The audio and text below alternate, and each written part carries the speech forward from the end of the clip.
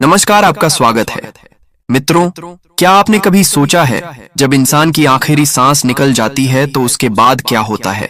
क्या मौत सब कुछ खत्म कर देती है? नहीं, गरुड़ पुराण कहता है मौत अंत नहीं बल्कि आत्मा की नई यात्रा की शुरुआत है।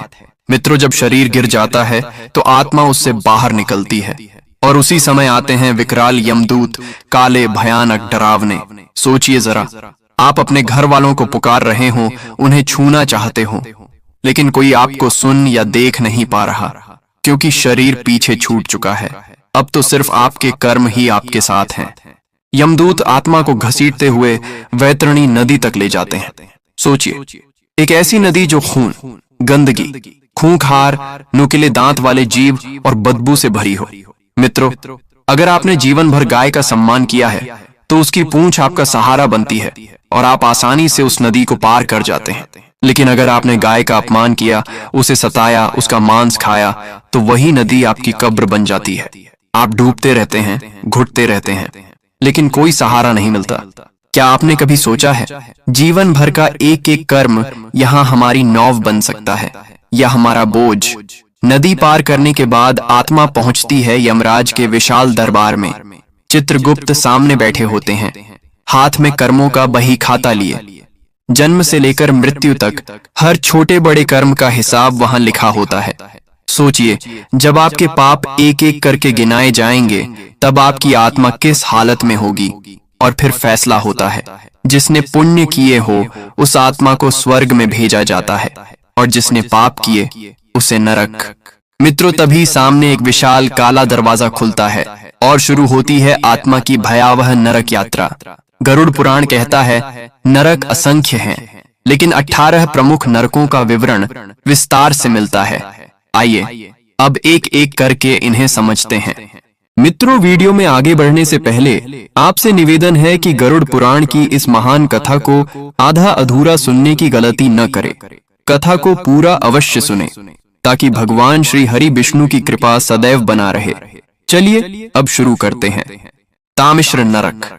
मित्रों, सोचिए, अगर आपने किसी को धोखे से लूटा, उसकी इज्जत छीनी, तो यहाँ तामिश्र नरक में आपका ठिकाना है। चारों तरफ गहरा अंधेरा, आत्मा लोहे की मोटी जंजीरों में जकड़ी हुई। यमदूत उसे दीवारों से पटकते रहते हैं, उसे मारते पीटते हैं। यातना इतनी कठोर होती है कि आत्मा बार बार चिल्लाती है, पर कोई सुनने वाला नहीं होता। क्या आपने कभी सोचा है जिस इंसान को आपने रुलाया वही आंसू यहाँ आपके लिए आग बन जाते हैं? अंधता मिश्र नरक। यहाँ उससे भी अधिक गहरा अंधकार है। जो लोग अपने परिवार को, बच्चों को प्यार और सुरक्षा नहीं देते, उन्हें यहाँ फेंका जाता है। उनकी आंखों में नुकीले गर्म तार डाल दिया जाता है। सोचिए, एक पल भी रोशनी न मिले तो क्या होगा? यहाँ तो जन्म जन्मांतर तक अंधेरा ही अंधेरा है। इसलिए मित्रों, जब तक जीवन है तब तक अपने अपनों का कद्र करो, उनकी इज्जत करो, क्योंकि मरने के बाद सिर्फ पछतावा ही रह जाता है। दोस्तों, गरुड़ पुराण में एक भयानक नरक का वर्णन मिलता है, रौरव नरक। कहते हैं यह नरक कभी शांत नहीं होता। यहाँ हर पल डरावनी चीखें और दर्द से भरी आवाजें गूंजती रहती हैं। चारों तरफ ऐसे भयंकर जीव रहते हैं जो पापी आत्माओं को टुकड़े टुकड़े कर नोच नोच कर खाते रहते हैं। यह नरक खासकर उन लोगों के लिए है जिन्होंने किसी निर्दोष को सताया हो, किसी को बेवजह रुलाया हो या अपनी ताकत का गलत इस्तेमाल करके दूसरों पर अत्याचार किया हो। सोचिए, जब कोई बेबस इंसान आपके हाथों पीड़ित होता है तो उसकी चीखें, उसकी पुकार यूं ही हवा में नहीं खो जाती। गरुड़ पुराण कहता है वही चीखें आपकी आत्मा का पीछा करती हैं और रौरव नरक में आपके लिए यातना बनकर लौटती हैं। दोस्तों, जीवन में अगर हम किसी निर्दोष को तकलीफ देंगे तो उसका दर्द हमें भी भुगतना पड़ेगा। इसलिए हमेशा याद रखिए, किसी के आंसू बनकर मत जियो, बल्कि किसी की मुस्कान बनने की कोशिश करो। महारौरव नरक। मित्रों, कहा जाता है कि यह नरक रौरव नरक से भी कहीं ज्यादा डरावना है। यहाँ पापियों को खौलते हुए तेल से भरे बड़े बड़े कड़ाहों में उल्टा लटकाया जाता है। सोचिए, जब उबलता हुआ तेल तन मन को जलाता है तो आत्मा किस पीड़ा से गुजरती होगी। उनकी त्वचा फट जाती है, नसें झुलस जाती हैं, पूरा अस्तित्व जलने लगता है, लेकिन मौत नहीं आती। आत्मा बार बार उसी दर्द को सहती रहती है। महारौरव नरक उन लोगों के लिए है जिन्होंने दूसरों को बेवजह सताया, निर्दोषों पर जुल्म ढाए और अपने स्वार्थ के लिए दूसरों का जीवन नरक बना दिया। कुंभिपाक नरक गरुड़ पुराण में कहा गया है, यह नरक खासकर उन लोगों के लिए है जो अपने माता पिता का अपमान करते हैं, उनकी सेवा नहीं करते या गुरुजनों की आज्ञा का पालन नहीं करते। जब ऐसी आत्माएं मरने के बाद यमलोक पहुंचती हैं, तो यमदूत उन्हें पकड़कर खौलते हुए तेल से भरे विशाल घड़े में डाल देते हैं। सोचिए, उबलते हुए तेल में गिरना, जहां पूरा तन मन जलता है, नसें टूटती हैं, लेकिन फिर भी मौत नहीं आती। यह कैसा भयावह कष्ट होगा। मित्रों, माता पिता और गुरु हमारे जीवन का आधार हैं। अगर हम उनका अपमान करेंगे, उनकी कदर नहीं करेंगे, तो वही कर्म हमें इस कुंभिपाक नरक तक ले जाएंगे। इसलिए हमेशा याद रखिए, माता पिता की सेवा सबसे बड़ा धर्म है और गुरु का सम्मान सबसे बड़ी पूजा। अगर आपने उन्हें खुश किया तो समझ लीजिए ईश्वर खुद आपसे प्रसन्न है। कालसूत्र नरक, यहाँ की धरती अंगारों जैसी तपती रहती है। आत्मा जिस पर भी कदम रखती है उसके तलवे जल जाते हैं। और इतना ही नहीं, ऊपर से सूरज की भयंकर तपिश आत्मा को झुलसा देती है। चारों तरफ सिर्फ आग, धधकते अंगारे और असहनीय गर्मी होती है।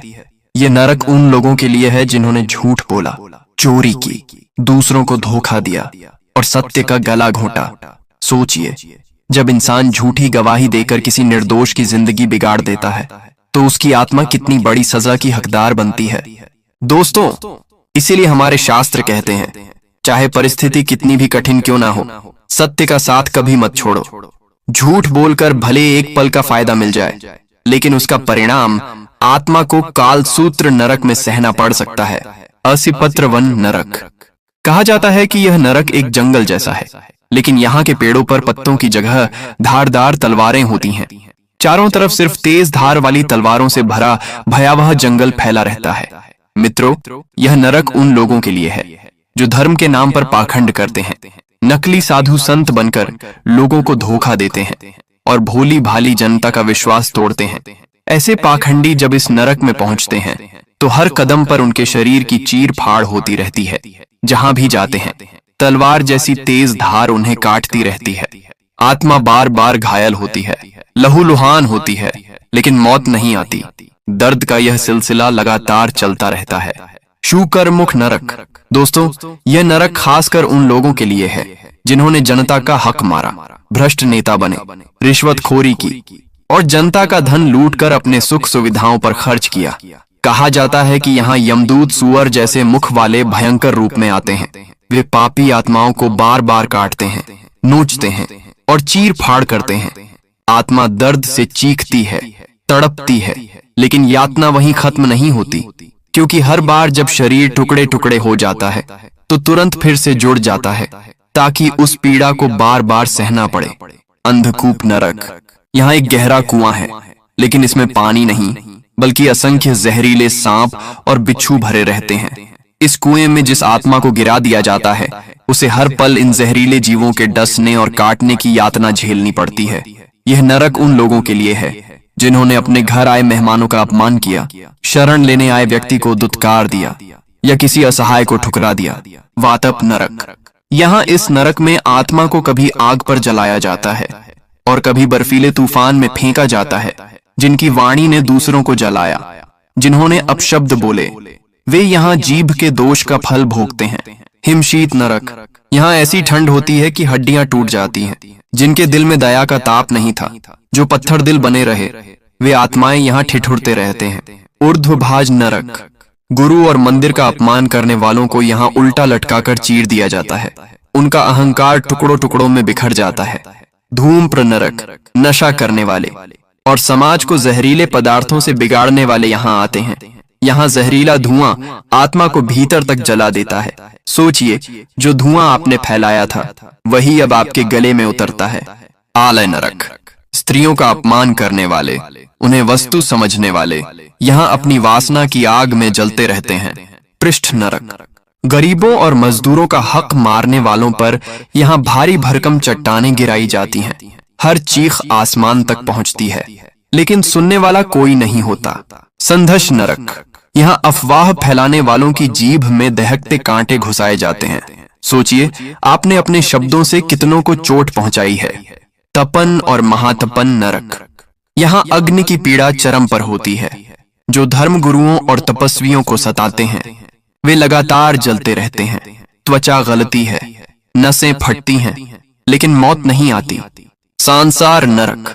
यहाँ खौलते लावे की नदी है। व्यभिचारी और परिवार नाशक लोग उसमें डूबते जलते रहते हैं। मित्रों, यह सब सुनकर आपको डर जरूर लगेगा, लेकिन याद रखिए, गरुड़ पुराण हमें डराने के लिए नहीं बल्कि सचेत करने के लिए है। यह बताता है कि हर पाप का हिसाब है, हर बुरे कर्म का हिसाब है। इसलिए जीवन में पाप और बुरे कर्म से बचते रहिए। मित्रों, यदि यह जानकारी आपको पसंद आया हो तो वीडियो को ज्यादा से ज्यादा शेयर करें और कमेंट में जय श्री हरि विष्णु अवश्य लिखें।